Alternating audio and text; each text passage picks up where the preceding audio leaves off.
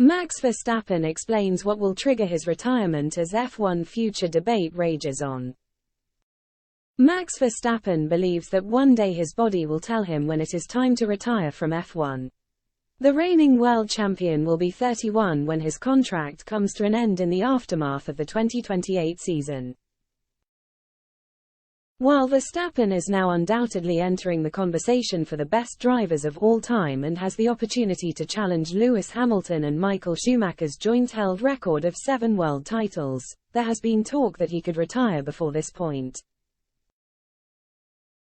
The 26-year-old has already been in the sport for nearly a decade after making his F1 debut at a record young age of 17 back in 2015 and holds a desire to compete in different legendary motorsport races in his prime, rather than in the latter stages of his career.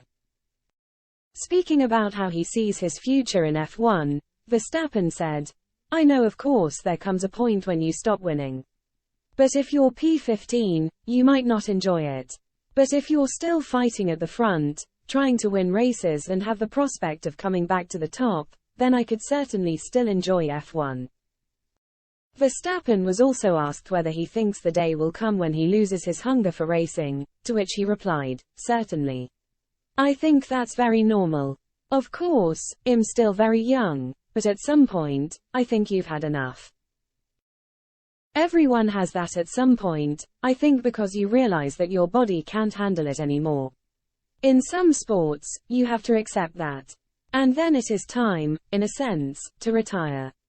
At some point, you may want to do other things or race less, of course. But not yet."